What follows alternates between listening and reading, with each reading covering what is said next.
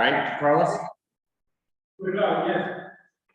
All right, folks, it's great to see everybody. Good Shabbos, good morning. Good Shabbos. Good day. Shalom.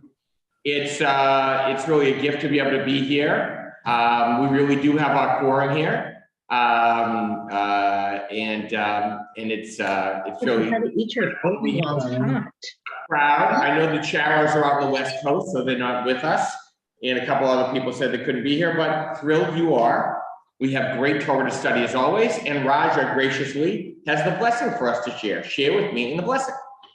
Baruch atah Adonai Eloheinu melech haolam asher kidshanu b'mitzvotav v'tzivanu la'asok b'divrei Torah.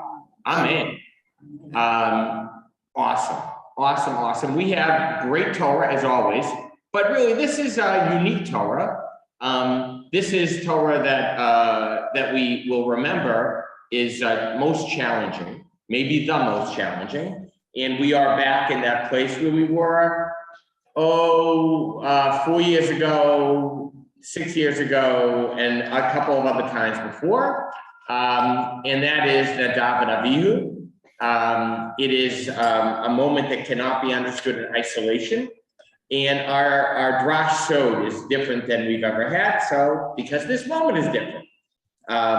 You remember that, Shmini, which means 8, is the 8th day, because that is consecration day. Everybody's gathered. And as I spoke about last night, because all of you tuned in last night to services, this is a big day. Because it will say, and I believe verse 4, Ki hayom Adonai nira aleichem, for today Adonai will appear before you. Wow, that's a big deal. And the question is, okay, we're ready. God's going to appear. How do we respond? How do the Kohanim respond? And within all of that, Israel's responding and God's, sharing or presence. What's with Nadav and Avihu? And what could it teach us? Especially their action and God's reaction about finding the way home, in quotes. Home is in quotes, remember that. And we'll get there. So I have lots of people on my list, but the first person I have is Elaine Chapman. So Elaine, if you want to unmute, why don't you be our reader for the text? We're starting in chapter 9 for a key reason. We could start at the beginning of chapter 10, but that would be out of context. You have to see the flow of the story. Go ahead, Elaine. Jeff, excuse me, you got a horrible echo online. Horrible echo? Yeah. All right, so I'm going to put it on. Now, this is going to mean that nobody else can talk here, or you won't hear anybody. So I'll do. If I talk now, how is that? Perfect. Yeah, but the problem is going to be, now, Neil, say something. Hello. Did you hear Neil? No. All right. No, Jeffy, put the echo back on so we can hear the other people. It's fine. All right, I will do this. For the beginning overview, I'll leave it like this, then I'll switch it to the echo. And then we'll deal with it. And if you need help, I will raise your hand. Okay. Elaine, could you read the text? Okay. Aaron lifted his hands toward the people and blessed them. And he stepped down after offering the purgation offering, the burnt offering, and the offering of well-being. Moses and Aaron then went inside the tent of meeting. When they came out, they blessed the people, and the presence of the Eternal appeared to all the people.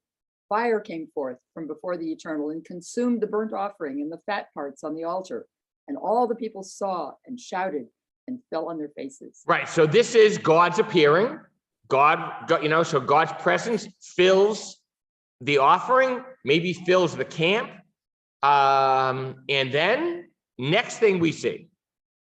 Now Aaron's sons, Nadab and Abihu, each took his fire pan, put fire in it, and laid incense on it. And they offered before the Eternal alien fire, which had not been enjoined upon them. And fire came forth from the Eternal and consumed them. Thus they died at the instance of the Eternal. Then Moses said to Aaron, "This is what the Eternal meant by saying, through those near to me, I show myself holy. and gain glory before all the people. And Aaron was silent. Moses called Mishal and Elzaphan, sons of Uzriel, the son of Aaron, and said to them, "Come forward and carry your kinsmen away from the front of the sanctuary to a place outside the camp." They came forward and carried them out of the camp by their tunics, as Moses had ordered. Moses said to Aaron and to his sons Eleazar and Ithamar, "Do not bare your heads and do not rend your clothes, lest you die and anger strike the whole community. But your kin, the house of Israel, shall bewail the burning that the Eternal has wrought. And so do not go outside the entrance of the tent of meeting, lest you die, for the Eternal's anointing oil is upon you." And they did as Moses had bidden. All right, a wonderful and most disturbing moment, Nadav and Abihu. So what strikes you in the text? I see Clarence first. This is a insignificant question. Oh, Jeff, you put the echo on. Hold on a second. All right, Clarence, please ask it again. I noticed that there's an offering of well-being. Yes, And last time we learned, it really was meant to be almost a small gathering, not a public gathering. This seems like a public gathering. And then you're supposed to eat. yes. And have a meal. Yeah, no, it's not an insignificant question at all. It actually is a good question. Notice there are multiple offerings, right? Purgation, burnt offering. Right, so- And well-being. Right, so you have, right? Well-being is So, a volitional. right, so the offering, the commanded and the voluntary offering, but it seems like this is the occasion for, and it's the first ever time that an offering is being presented and is being now consumed by God's holy flame, the holy fire. Aaron and Moses don't have it. The verse before this, Aaron and Moses look at each other in the Midrash and say, nothing's happening. What do we do? So they bless the people. Fire comes forth. So it looks like, because we learned Shlamim is a time for festive meal. Oh, this was supposed to be a festival of all Israel. So somehow this was meant to be, and this was going to be a celebration of priesthood. So we were going to feed the priest to say thank you. And also eat ourselves. And also eat ourselves. So yes, so not insignificant at all. That was what this moment was. Anybody? I got Ellis.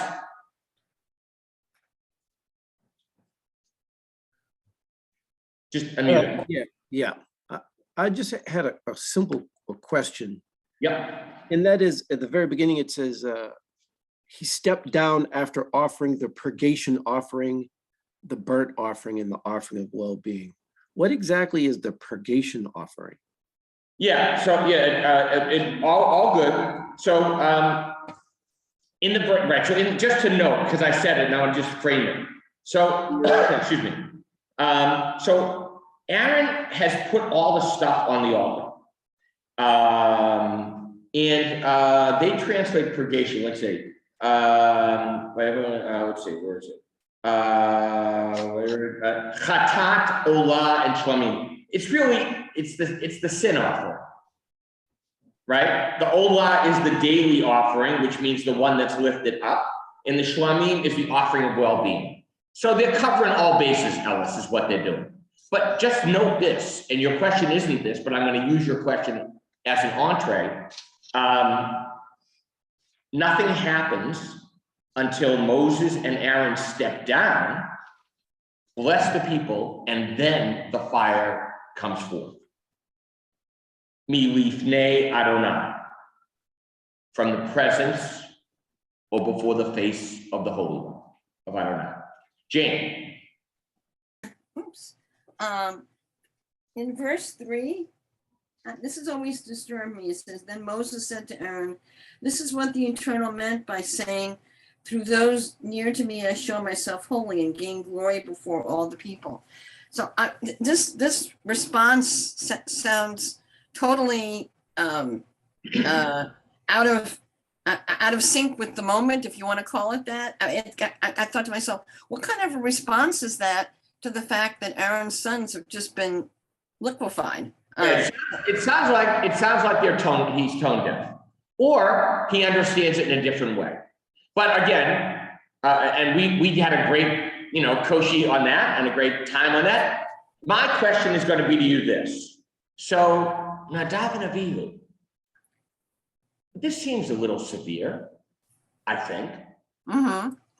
Right? So what, so just on a first blush, I'll take 5 1-sentence responses.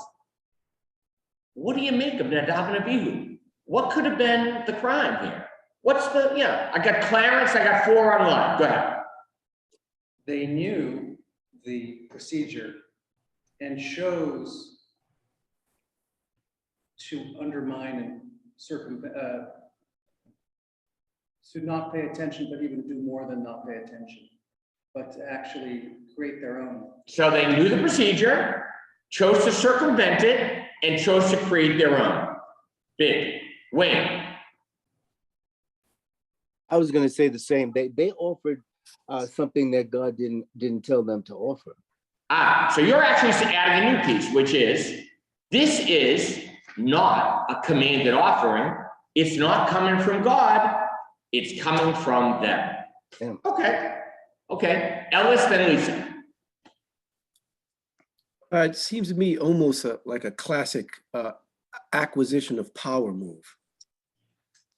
That Yes. they're Yes. trying- Explain that. Yeah, that's it. They're trying to acquire power that is not earned.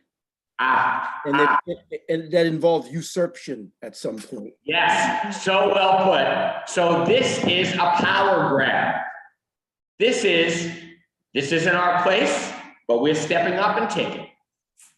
And that is a power grab. I disagree. I disagree. Jane, hold on one sec. I got a cue here. Lisa, Raja, then Jane. I just have questions about the Hebrew. How would you translate Zara? I'm not sure what alien means. Right, yeah, it's a better translation.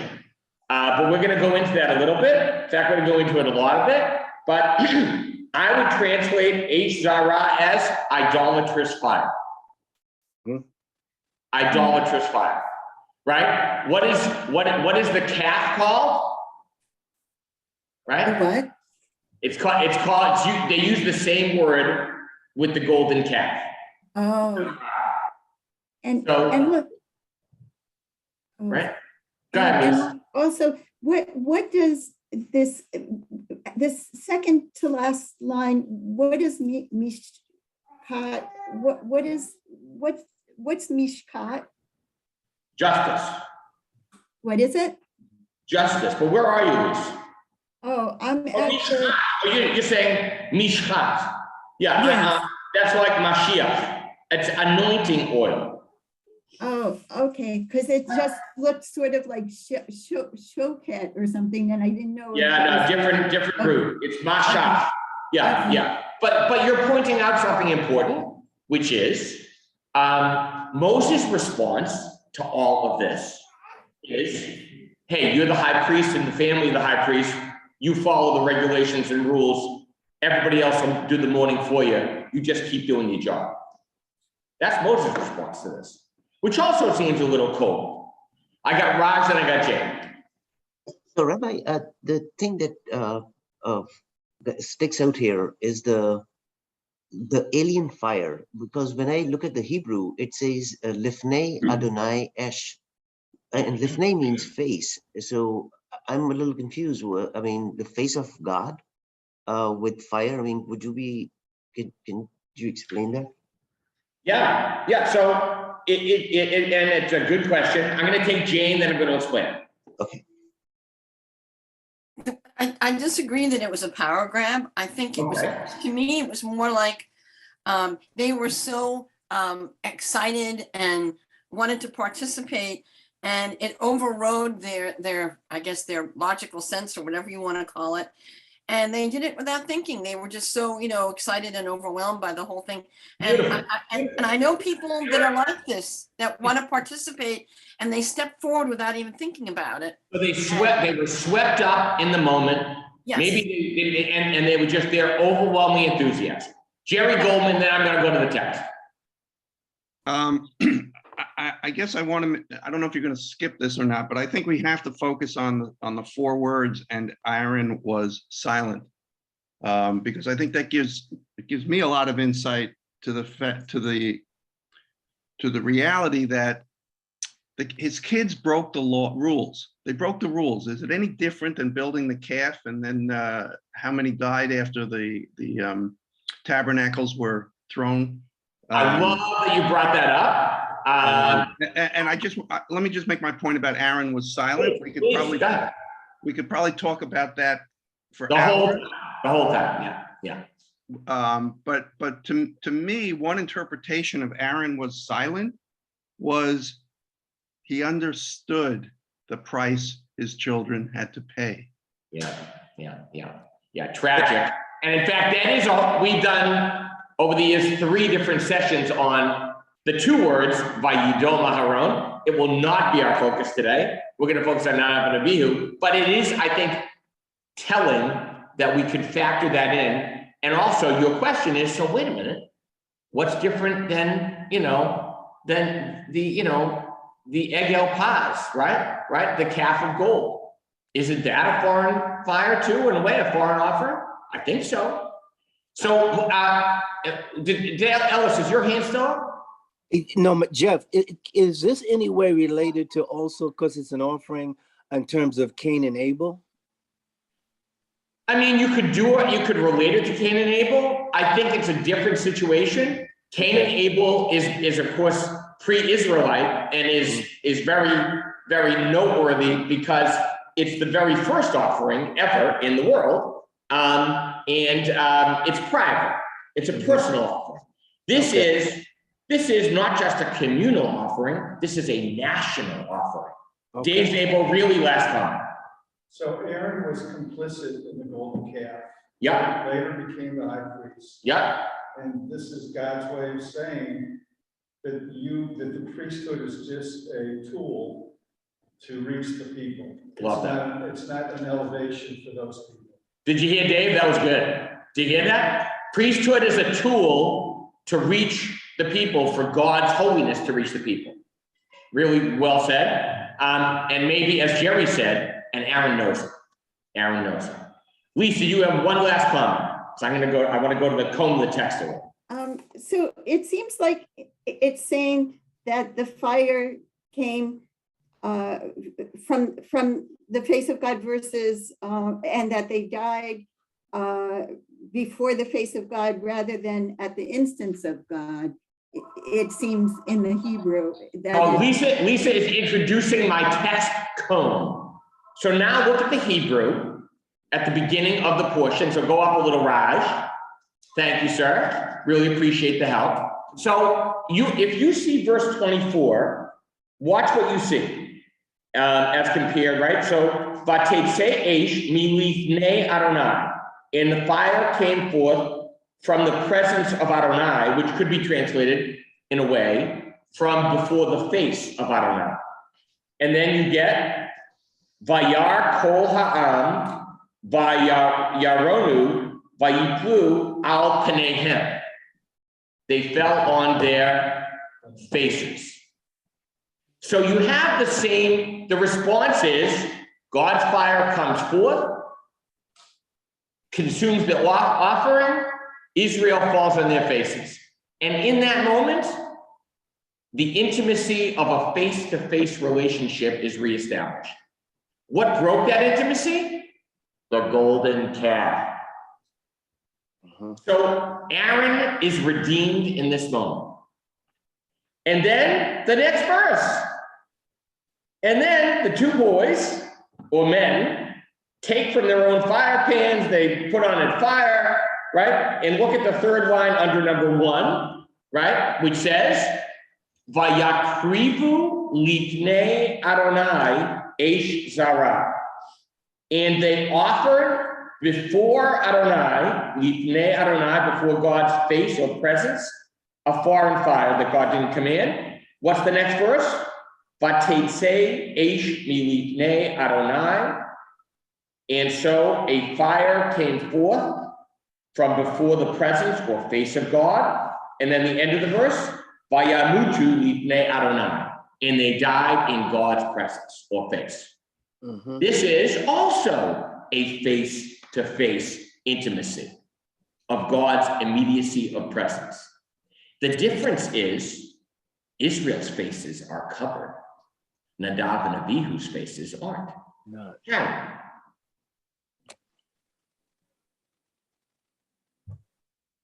Harry first. Just a small textual point. I think in the end, the text is pinning this on Aaron and not on Nadav and Abihu. And for that, I take the beginning at verse 1. So the text could have said, and Nadab and Abihu, sons of Abraham, sons of Aaron. Instead, it says, and they took the sons of Aaron. Oh, by the way, they're Nadab and Abihu. So the text puts Aaron front and center, and in the end, he not intentionally, but through lack of direction or whatever, sacrifices his sons. And it could be that they want to make sure we know they're Aaron's sons, and it could be because they're implicating Aaron, or it could be because the text wants us to know, hey, this isn't just anybody who did this. So the cantillation really emphasizes Aaron. Yes, boy does it, right? Is it a double pazer? What is that? I can't see it. It's a pazer, yeah. Yeah. Munach pazer. I only know this because my bar mitzvah is coming up, so that's right. So we get the burden of and the question of, we know Nadav and Abihu did something wrong. We have all the reasons people spelled out, and by the way, you're going to be represented by the rabbis and the commentaries quite nicely, all of you.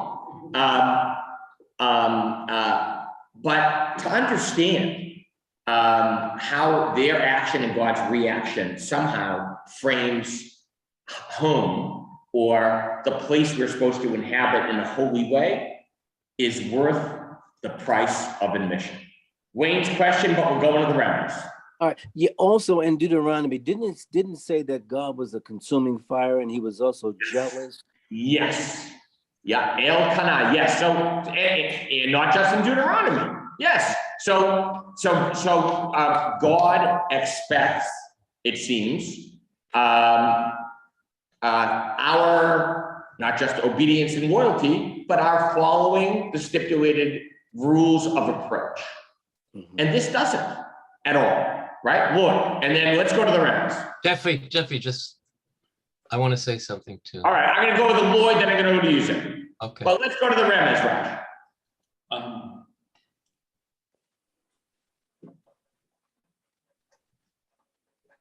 The text that's in front of us gets cut off from what follows it. Yes. And the text that follows, we're basically saying there was a breach of protocol, there was a breach of hierarchy, but it was not necessarily a case of bad manners or worse. The text, and you have it elsewhere in the text where folks were not authorized start prophesying, recorded in the book of Numbers, Eldad and Medad. Yeah. They're freelancing. Yeah. Joshua starts saying, what the heck is going on? Yeah. They're Would that all of the world, the and people who were Moses prophets? says, Yeah. this is so cool. Yeah. So it's not necessarily, there was definitely an argument that this is about that they didn't know their place. But the verses that follow it intimate it, at least they were intoxicated. Yeah. When they went in. Yeah. Because they start reading off, these are the things you Yeah. Don't approach intoxicated. Don't drink. Right. On the job. And the other, which is more veiled, is to separate between the holy and the mundane, the impure and the pure. Kashrut. It's not just kashrut, because once you start saying the word kadosh in a personal context, the intimation is they engaged in some sort of sexually prohibited conduct. Right. And then they entered the altar. Yes. And they entered the sanctuary. Yeah. So you basically have a choose from either column A and or B situation where you could say they breached protocol. Right. Or it was, these guys were simply out of hand. Drugs and sex, right? And all you have to do is add rock and roll, and you have the whole wave of movement in the 1960s, right? So yeah, right. And Neil Noble's raising his hand with a thumbs up. Zebby, and then we gotta get to the rest. Okay, so whenever I read this portion, what I never understand is, through those near to me, I show myself holy. Yeah. And I read Rashi, and Rashi doesn't explain it either. No. And I'm thinking, I mean, this may be a sick thought. Maybe he means Nadav and Aviyahu when he says, to those near me, I show myself holy. I think Moses absolutely does. Absolutely. So what are we learning from that? Which is our focus, but it's worth noting. Oh, wait, let me just finish. Yeah. So what he's saying, what God is saying, listen, I showed my holiness by sacrificing those two kids who are near to me. Yeah. You get, you see what I'm saying? Of course I Those understand. near me, And that's even, voice. yeah, that's even more disturbing. Yeah. Building on Sorry. Is- It's disturbing though. Yeah. Zeph, can you move to the Remes? Because you're in control today, right? I will move. Oh, to thank you. this now. Okay.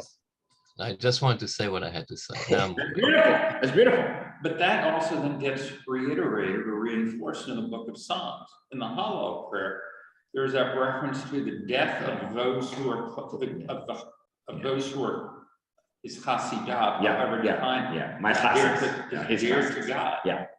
Yeah. So Lord is underscoring that, Zebby, your intent or your understanding of the intent of Moses' comment, which seems so out of place, as Jane mentioned, it's reinforced, right? My Hasidim, my most pious, will go to this extent. It seems, however, that Nadav and Abihu's offering was not just out of place, it was, in a way, right, somehow Zara.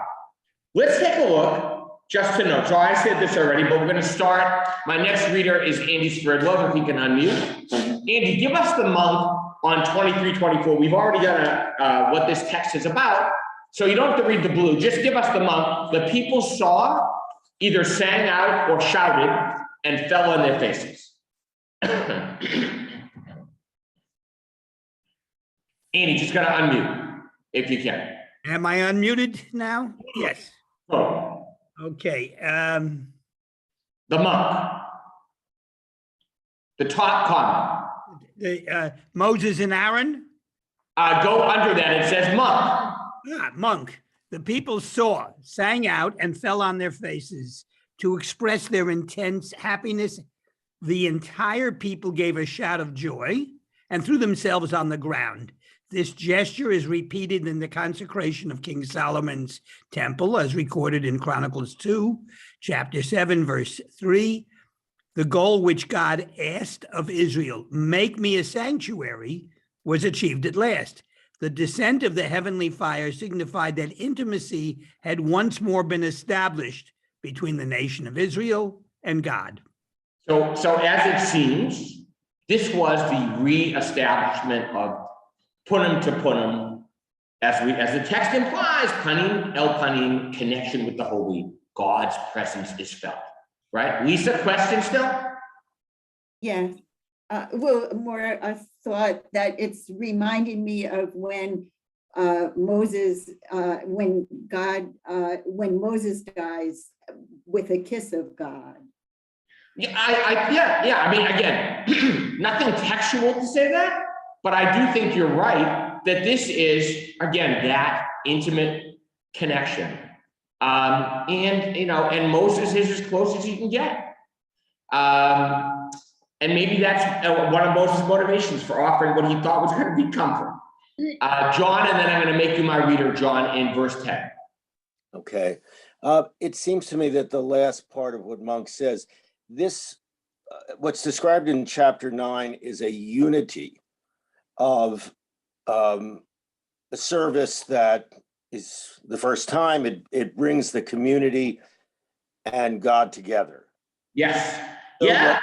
what Nadav and Abihu do is to put individual into that, which is supposed to be a relationship between the community of Israel and God, and they're all of a sudden putting the individual forward. Rabbi Cole used to say, in community, there is unity. Yeah, it just undermines the whole purpose of it. It's, you should pardon me, it's sort of like not accepting the certification of an election and therefore, having an insurrection. Yeah, crazy, right? Right. And if you're close to the leadership and the sacred leadership or the judicial leadership, and you actually would claim that, that can make the whole thing fall down. Not that I'm commenting on politics in any way. That's Ward's job. Okay, look at John. So this is, I want to give you what the classic understanding is. This is Midrash Rabbah. On account of 4 things. Okay, on account of 4 things did Aaron's 2 sons die: for drawing too close, that they entered the innermost altar; for the korban, that they offered a sacrifice not commanded; for the foreign fire, that they brought in fire from the kitchen; and because they did not consult, as it is says, each one took his fire pan, acting on his own accord, not on the instruction of their father. So this is 4 major reasons. My favorite is they brought in fire from the kitchen, as if to say, on multiple counts, Nadav and Abihu have the wrong intent. The wrong intent, and to underscore that, let me tell you, to contrast that, and also to connect to it, the last one is curious, because it says, as Harry noted, Vayikhu v'nei Aharon, and they took the sons of Aaron, Nadav and Abihu, ish mitachta. So they took their own fire pan. They took and they put fire in it. It seems like, underscoring, an individual activity, an individual decision. So the Or HaChaim makes sense. John, just give us the Or HaChaim, then I'll call on Ellen. Okay. Nadav and Abihu were both outstanding individuals, as Torah alludes in reference to their names, not found in Aaron's. Sorry, not found in Aaron's 2 other sons. The latter derived their statue by their father. Their elder brothers possessed claims to nobility in their own right. The 2 remaining sons are referred to as the leftovers. Right. So they're really underscoring, even more so, that Nadav and Abihu, there was a lot of potential there, and there was a lot of investment in them. Right. So maybe they are, right, as Lloyd says, God's Hasidim. Right. Maybe they are God's pious ones, but it seems this is not a reward of any kind for Nadav and Abihu nor for Aaron. Ellen. Question or comment? I am a little bit afraid of what I'm going to say now because it's so much, so subversive. But first of all, I feel that this passage contains such terrible cruelty. And I think what's interesting to me is that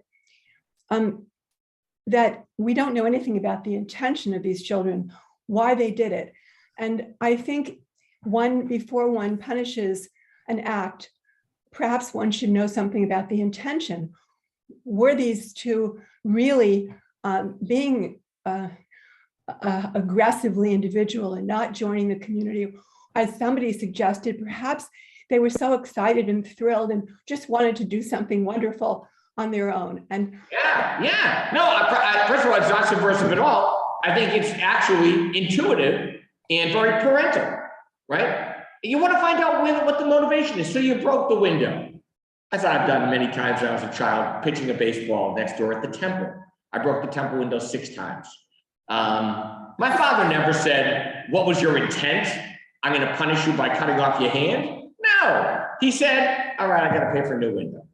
right? And you're never gonna play in the major leagues. Don't do that again. So we understand, but I think so now let's try to find out the motivation, right? Jerry, if you want to read, I got you as a reader next, if that's okay, and then I'm gonna call on Gail. So what is Chevrah? That was the question that was asked, and I love the question. I don't remember who equated this with, may have been Jerry, may have been you, with the golden calf, but maybe not. It was. So this makes total sense that you are, in fact, reading this. Give us the Talmud. What does it say about alien fire? It was taught, Rabbi Eliezer says, that sons of Aaron did not die until they taught halacha in the presence of Moses, their teacher. What did they expound? And the sons of Aaron shall put fire on the altar, Leviticus. They said, even though the fire descends from heaven, it is not a mitzvah for men to bring as well. Right, is it not a mitzvah for people, for men to bring as well? So what are they doing? They are reinterpreting Torah to serve themselves. Boy. There's one of the things, and what we've touched on, is there is a limit to religious ecstasy. Yep. Yep. You end up getting the opening that says they fall on their face. Yeah. And then Monk says this is what gets recorded in the Chronicles. But but that also ties into the Vayuda Mahara. Yeah. Yeah. Because the text doesn't end there. It's also you're not allowed to rend your garments. You're not allowed to let your hair go wild. And from that, that serves as the paradigm of mourning for everyone else. And right here, it's not just Aaron stays quiet, it's God and Moses trying to comfort him. Yeah.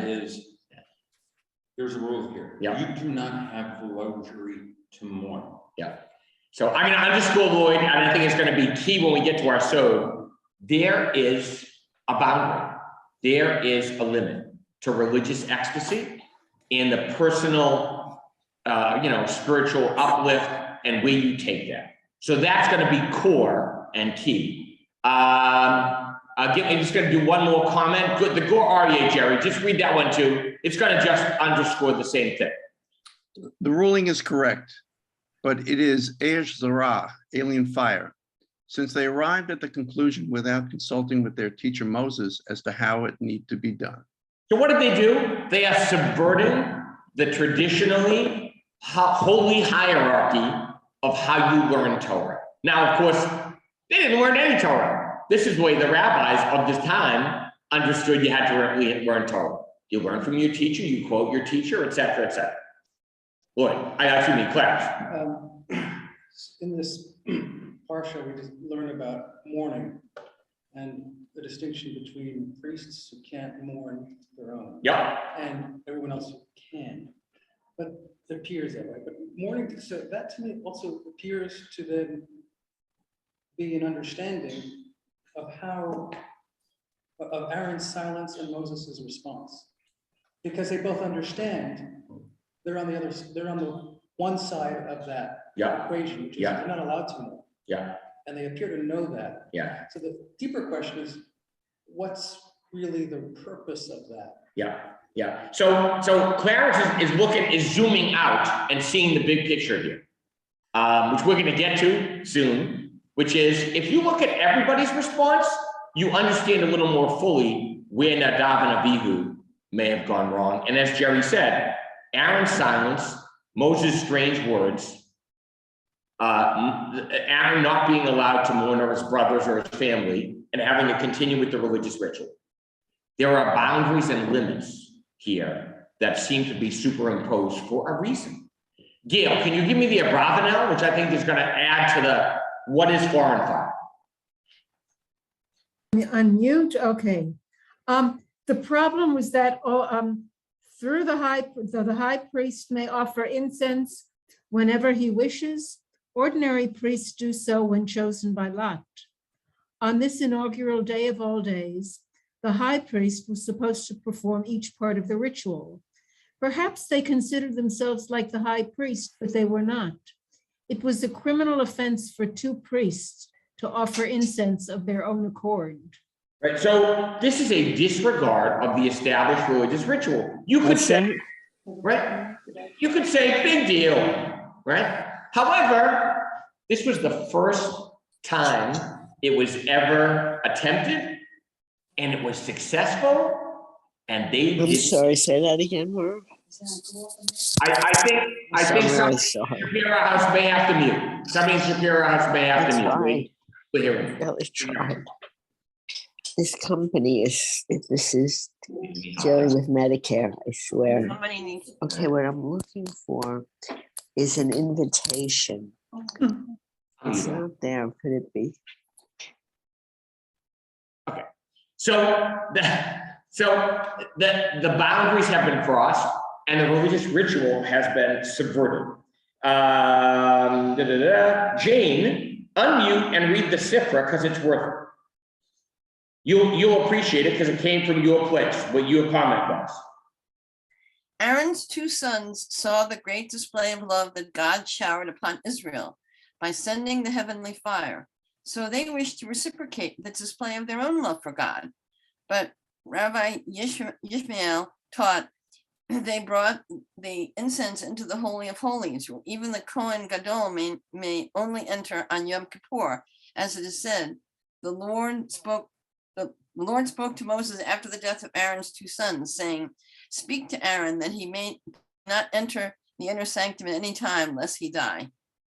So they approached the Holy One on their own terms, not on God's terms. The Talmud piece, which is nice, but you don't need it, I'll just tell you, the Talmud piece is, why would they enter on such a sacred place on such a sacred day? Because they wanted a better view. They wanted to buy front row seats. They figured, we deserve to be up close to the stage. And so they went. It was all a fake sacrifice or a ruse to get the front row. Clarence. So maybe this was them walking in on God's terms, because God had laid out the terms to Moses, saying, you can't see my face and live. Ah, interesting. So therefore they said, okay, I want to see your face. Okay. Right. That's So, the deal.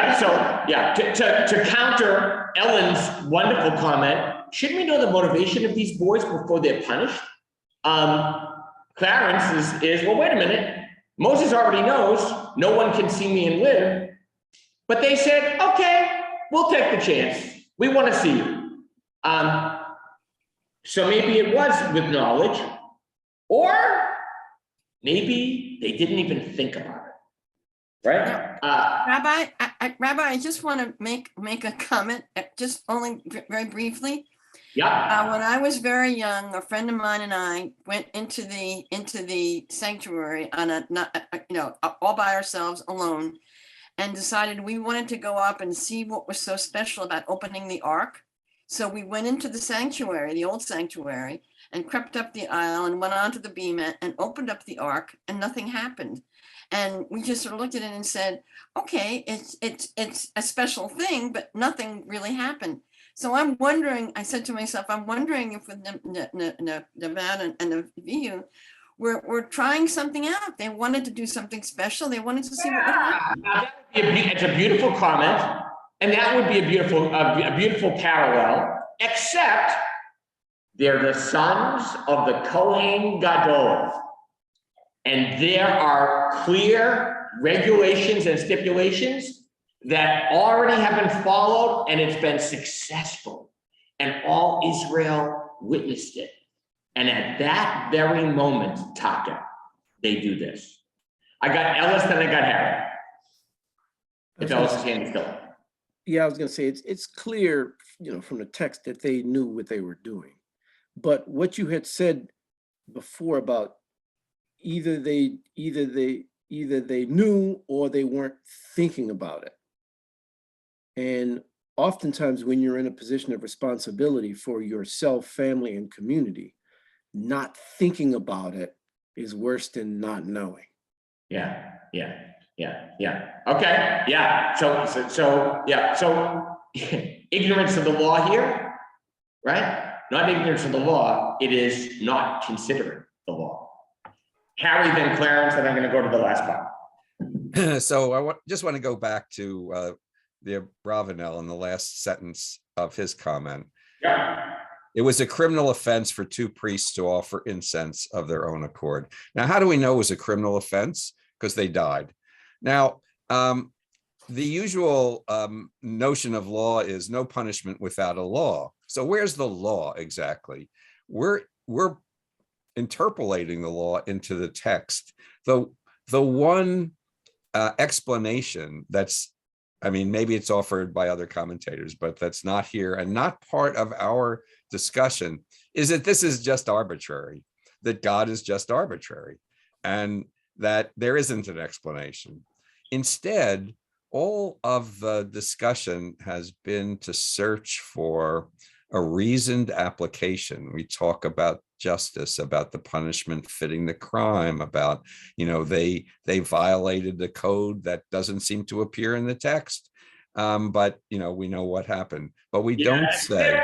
I understand it, Harry, except it seems like that they were in their week of training, of priestly preparation, and they know the following text, which is, tell your brother Aaron that he's not to come at will into the shrine behind the curtain in front of the cover that's upon the ark, lest he die.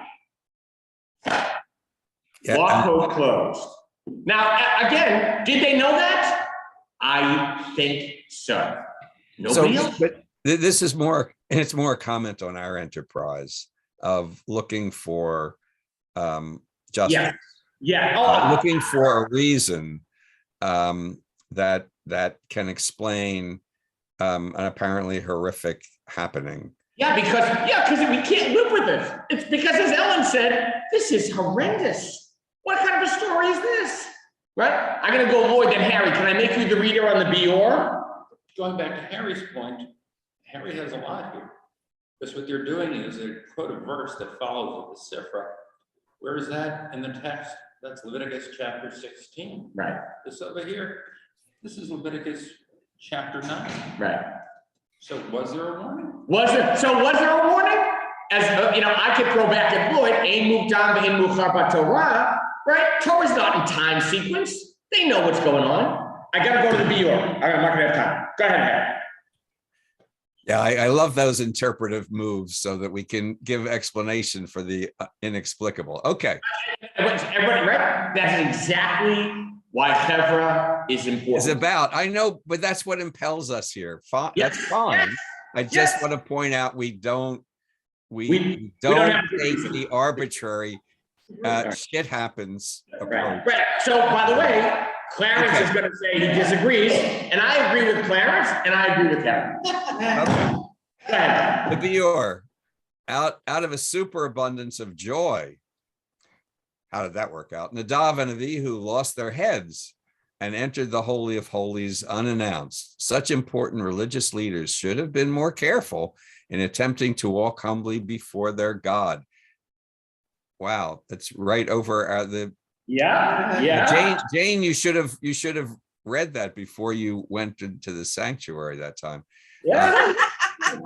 Not that they transgressed a specific commandment of Torah, God forbid, but rather that they exceeded the bounds of the prescribed ritual, the bounds of morality and due modesty their leadership demanded. Yeah, this from the school of Moses Mendelssohn, who was a traditional Jew, but really a foundation of what would become us, Reform Judaism. So very curious because he brought, right? So quite curious, but what is it? They transgressed the bounds of prescribed ritual and thus of the modesty their leadership demanded. Robert Alter notes the same verse, as I said, is used in 924 to report God's acceptance as it is to report God's zapping of them when they offered Ashtarah, foreign fire, idolatrous fire. The zone of the holy, where the divine presence takes up its headquarters, is intrinsically dangerous and, from a certain point of view, radically ambiguous. When proper procedures are followed, a virtual obsession of the priestly writer. Miraculous signs of God's favor are manifest when procedures and order are violated. God becomes a consuming fire. They entered a no access zone. Even Moses couldn't go in, remember? God's presence filled the tent. Moses stayed out. Even Aaron didn't go in. Only come when I call you. Nadab and Abihu said, hey, let's go in. Clarence, they were going to the drash. So again, I think it's, with Moses cleft in the rock, it's, you can see my face, but then you can't live. Yeah. But because of who your role is, and Moses chose his role to be a leader. Yeah. The leaders require apparently to stay alive. Yeah. You have to live. Yeah. Yeah. For the purpose that I have for you. Gotta live, gotta stay in your lane. You have to know your role. You cannot die because you want to see my face. Right. So Clarence is beautifully using that remez, the text in Exodus 33, verse 21, right? No one can see me and live, but I'll put you in the cleft of the rock, you'll see my achor. Hey, Jeff, remember when the guy was trying to steady the ark, when David was bringing it back and he touched Yeah, he it? put out his hand, yeah. He died immediately. Yep. So the zone of the holy comes with, right, great danger, potentially, if you transgress it or exceed it. I have Michelle Greenberg as my next reader. Michelle, the Chaim Sadler fellow is great. Then we're going to just excerpt the next reading. Okay. Year after year, reading and contemplating the story of Nadab and Abihu, one cannot help but be troubled by their tragic and violent end. What, after all, did they do wrong? It bears noting that the Torah itself is not at all squeamish about the incident, referring to it at least on 4 subsequent occasions, as if to emphasize that we cannot afford to brush this fiery tale aside. What's more, the initial narrative is fraught with ambiguity, first underscoring the brothers' trespass, and then following with the accretion that God was sanctified by their personal offering. The implication that could be drawn from their offering, Eish Zara, idolatrous fire, is that it is provoked by their father's molten idol. Since the brother of Moses, the high priest, was protected, he could not be punished. Instead, his firstborn sons paid the ultimate price to atone for their father's gross violation. Right, so again, is this payback? Is that why it says B'nai Aharon first? Keep going. An entirely different understanding is introduced by the Lubavitcher Rebbe. He moves us to the spiritual domain where Nadab and Abihu are viewed as passionate seekers who are consumed by the fire burning in their souls. What the Lubavitcher herein identifies is a distinctive feature of Jewish spirituality. The religious experience, whether Zoharic or Hasidic, Talmudic or medieval, is always only the initial portion of a journey that must lead the devotee back into society. Having descended from the mountaintop like Abraham and Moses before them, they must attempt to translate the experience so that it illumines a path in the world which others may follow. Otherwise, the spiritual aspirant is guilty of appropriating the divine for self-serving purposes, a gesture which is tantamount to idolatry. Which is why I would translate it idolatrous fire. So in other words, they're taking the spiritual urge and walking or going in the wrong direction. Just finish it up. It's worth finishing. Okay. Thus, the alien fire of Nadab and Abihu represents a religious impulse that runs counter to the communally centered base that informs Jewish spirituality. It is dangerous not only because it is self-absorbing, but because it leads one away from the world and substitutes personal ecstasy for social responsibility. It is viewed by Torah and the tradition alike as an act of sacrilege. We are mandated to transform our inner godliness into redemptive action that affects others. That is why reference is made to Nadab and Abihu in the verses that introduce the Yom Kippur ritual. Precisely on that day of atonement, when our focus is inward, the seductive attraction of spiritual quietism is most powerful. Consequently, Torah refers to the deaths of Nadav and Avihu as a warning shot to allow the potent experience of the day to misdirect us. Judaism stresses that the spiritual road should take us back to the material world, for it is there that the spirit is to be manifest. It is clearly no trick to be holy in synagogue on Yom Kippur. The challenge begins when we depart from sacred time and space.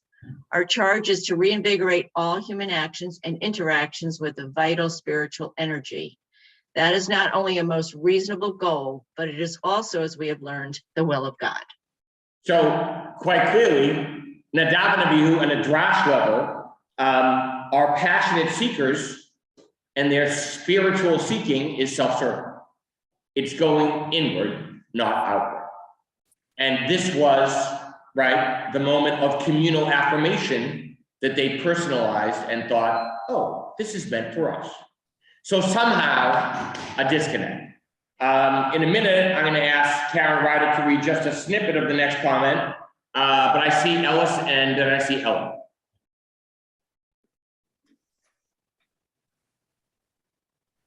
I was wondering, is this a kind of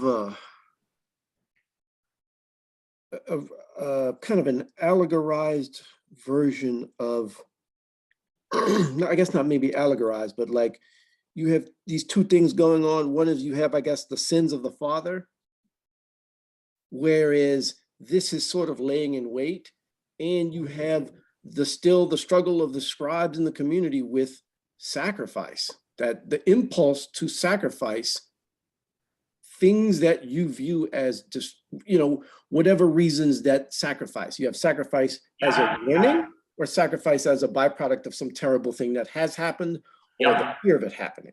Yeah, no, I think it's a great comment, Ellis. You know why? Because it is a contrast, and it is, we just saw the way sacrifice is supposed to happen, and now in chapter 10 with the Nadav and Abihu, we see the way sacrifice is not supposed to happen. It is zara, idolatrous. So in a way, God's act is idolatrous. Ellen, and then I got to go to the, Karen Ryder's going to read for me the last two paragraphs of the next comment. I'm sorry, I just forgot to put my hand down. All right. So look, you'll get a comment later. So Zebby, just go up a little. Yeah, right there. So Karen, so this is really apropos of what Harry said, but Harry already read, so I'm going to have you read. And she's, Deborah Miller, who's JTS professor, the Melton Center Education. This is very disturbing. And her presumption is Nadav and Abihu went out of bounds and died as a result. Of course, she's struggling, exactly as Harry put it. We are all struggling to find some redemption in this text, to justify in some way the inexplicable, to explain it. So look at the idea that God is just, Karen. The idea that God is just is first articulated in Parshat Vayera, when Avram challenges God's decision to destroy Sodom. Will not the judge of all the earth do justice? Yet no one ever told Avram that God is just. That was simply the only way he could understand God, and so it is with us. Once God's justice becomes an axiom in Torah, then Nadav and Abihu become culpable. Each explanation represents the sons as disdaining necessary boundaries. If the explanation is that they were trying to undermine the authority of Moses and Aaron, then they were guilty of insubordination that could cause fracture and chaos in the Israelite religious community in its infancy. If they were drunk, their lack of sobriety regarding their roles as religious leaders destroyed their reason for living as Kohanim. And if the cause of their demise was their perspective that what God commanded was not sufficient and that they had to improvise their own ritual, then it was a breach of the essential role of Kohanim, to be the ritual bridge between God and the people, but not the engineers of that bridge. In our own times, we struggle with the tension. We need Jewish distinctions that keep us meaningfully identifiable in terms of tradition, and that enhance our commitment to justice in the world as part of our imitation of God. Often these commitments invite or even require innovation. Our challenge is to make sure that our innovations preserve the foundational values of our tradition, even while they keep them fresh and accessible. Right, a very modern comment, right? But it's also keva and kavana, right? It's the structure, the daily foundational structure, as opposed to the personal feeling, intentionality that we bring. How do you balance those two things? And I just underscore the one line. And if the cause of their demise was their perspective that what God commanded was not sufficient, that they had to improvise their own ritual. Where's this ritual? Then it was agreed to the essential role of Kohanim, to be the ritual bridge between God and people, as Dave said, not the engineers of that bridge. So now, the Jonathan Sacks is great, because it's different than anybody you read, because he goes there.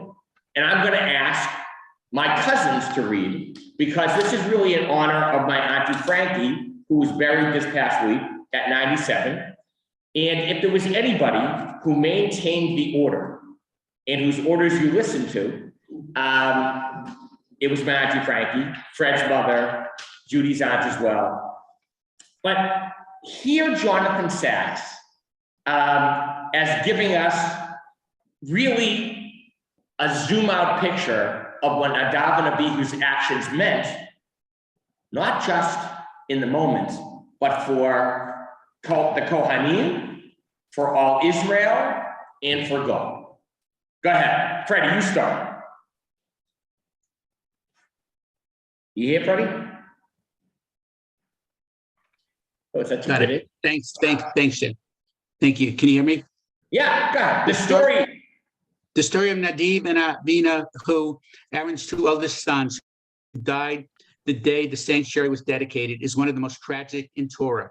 It is referred to on no less than 4 separate occasions. It turned a day that should have been a national celebration into one of deep grief. What did Nadav and Abihu do that was so wrong? They offered up strange fire that was not commanded. Why should they have done such a thing? And why was it so serious an error? Right, so skip the next paragraph and go to the difference. The difference was that Moses was a prophet and David was a king. But Nadav and Abihu were priests. Prophets and kings sometimes act spontaneously because they both inhabit the world of time. To fulfill their functions, they need a sense of history. They understand the mood of the moment and what it calls for. To them, today is not yesterday, and tomorrow will yet again be different. That leads them now and again to act spontaneously because that is what the moment requires. But priests have a different role altogether. They inhabit a world that is timeless, a historical, not historical. Got it, ahistorical. The daily, weekly, yearly sacrifices were always the same. For the sake of the sacred, must always be the same. The Kohanim were guardians of that order. It was their job to maintain the boundaries between sacred and secular, pure and impure, permitted and forbidden. The priest's domain was that of the holy, the point at which the infinite internal enters the world of finite and mortal. The Kohen made these distinctions as established by the Holy One and taught Israel to do likewise. The priestly vocation was to remind the people that there are limits. There is a sacred order to the universe. We must respect it. Spontaneity had no place in the life of the priest of the service of the sanctuary. It may seem like a minor transgression, but it was a fact, a negation of everything the Mishkan and the priesthood stood for. This is what Nadav and Abihu failed. Failed to honor. Right, so Judy, if you can read the next piece, I don't know, you're good, excellent. So just note, right, so Sacks is setting up something very different, and he's actually noting that they negated their role as Kohanim by bringing this offering and took on a different role. They became something else. In God's world, there are limits. Go ahead, Judy. In God's world, there are limits. This is what the story of Adam and Eve in the garden is all about. Why would God go to the trouble of creating two trees, the tree of life and the tree of knowledge, from which human beings are forbidden to eat? Why tell humans what the trees were and what their fruit could do? Why expose them to temptation? Who wouldn't wish to have knowledge and eternal life if they could acquire them merely by eating a fruit? Why put Adam and Eve to a test they were unlikely to pass? To teach them and us that even in Eden, utopia, paradise, that there are limits. There are certain things we can do and a few things we'd like to do, but must not do. Right, then he's gonna relate this book that I've never heard of, but it was a very cool connection. Go ahead. In a remarkable passage in in his 1976 book on inflation, the reigning error, William Rees-Mogg, waxed eloquent about the role of Jewish law in securing Jewish survival. It did so by containing the energies of the Jewish people, as he said, a people of an electric energy, both of personality and of mind. Nuclear energy, he says, is immensely powerful, but at the same time needs to be contained. He continues, in the same way, the energy of the Jewish people has been enclosed in a different type of container, the law. This has acted as a bottle in which the spiritual and intellectual energies could be held. Only because they could be contained therein, only because they could be harnessed, has it been possible to make use of it. Otherwise, it would have merely exploded and been dispersed. Contained energy can be a driving force over an extended period of time, indefinitely, almost eternally. Uncontrolled energy is merely a big and destructive bang. In human nature, only an energy which is disciplined, contained, is effective. Such was the role of the Kohen. Without limits, civilizations can be exciting, but will be short-lived, like fireworks. To survive, they need to find a way of containing their essential energy so that it always remains undiminished. That is why Nadav and Avihu betrayed by introducing a fire, personally inspired yet fleeting. As Rees-Mogg said, uncontrolled energy will soon become but a big and usually destructive bang imploding on itself. All right, let's stop the share and let's see everybody's faces.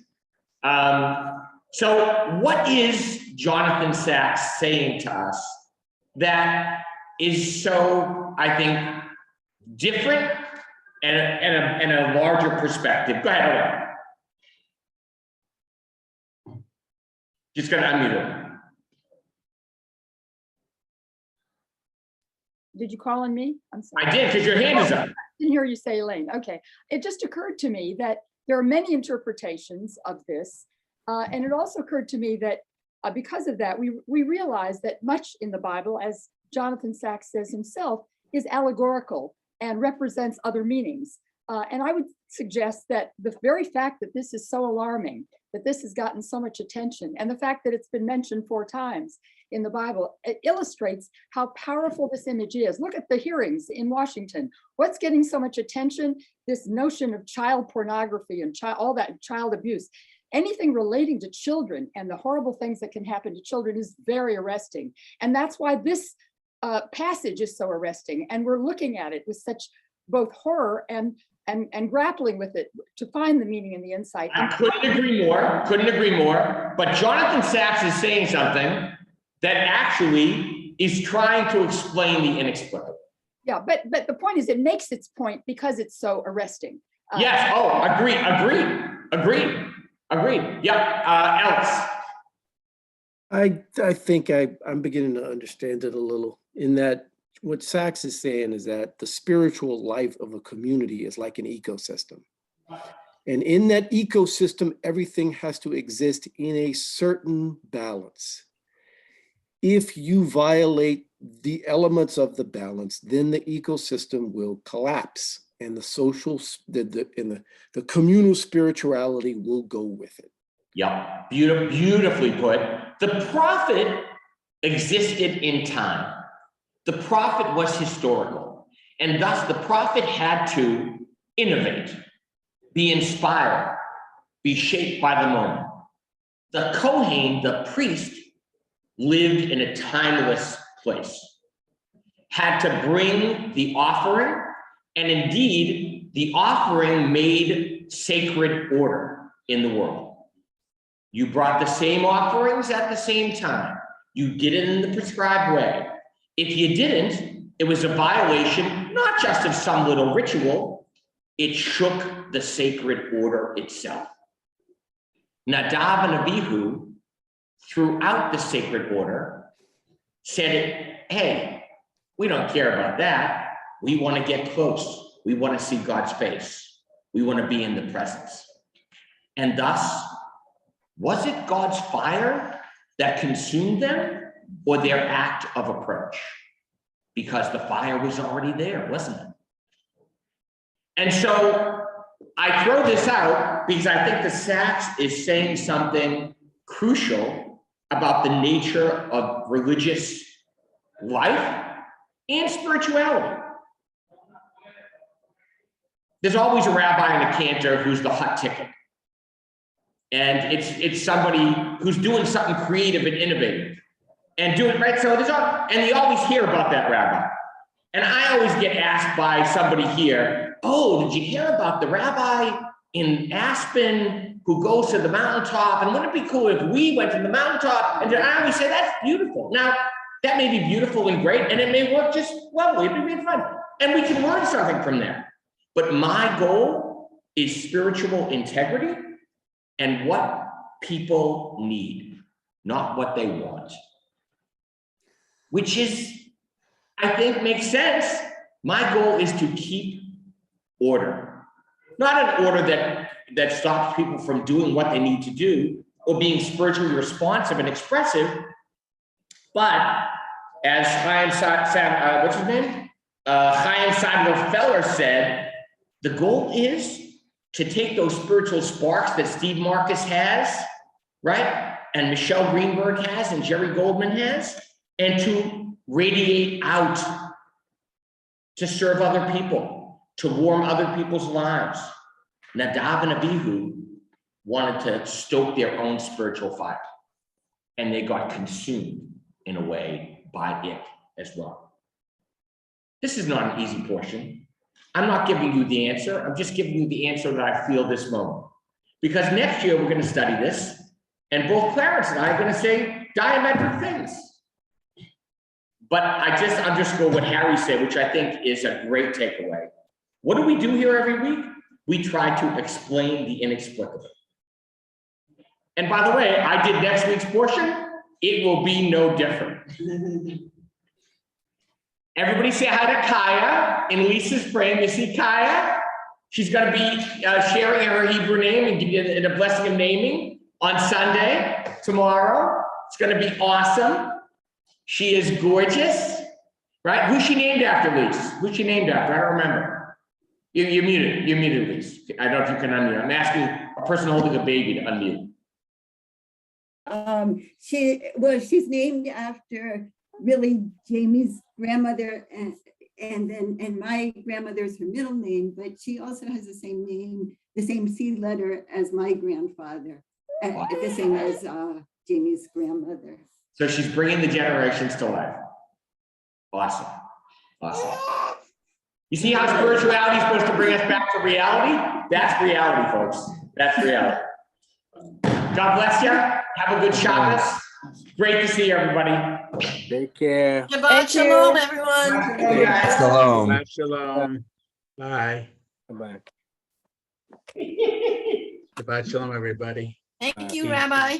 Thank you, guys. Always fun. Thanks, Brad. Thanks, Jude, for reading. Love you, Jeff.